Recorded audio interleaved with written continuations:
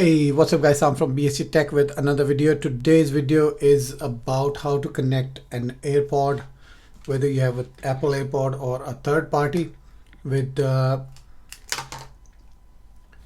Phone. Obviously, this is for the old school chaps around us, so just to look after them so they can connect and use this. So let's dive into the video. First thing we need to do is obviously make sure that the AirPod or the TWS is put into pairing mode. So in order to put the device into pairing mode, you need to press and hold this button, which is normally located at the back side of these AirPods, for a good 3-4 seconds. Then you will see this flashing light appeared on top of the TWS.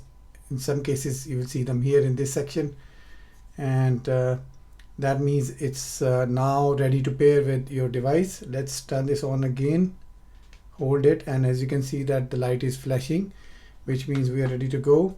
Now inside DORO Phone, we will head towards the settings section, connected devices, Bluetooth, as you can see on my screen, and then select this to turn on, turning on Bluetooth device. Then scroll down, pair new device, available devices. So these are the available devices. Let's talk about this one. I'm not sure what's the name of that device. There you go.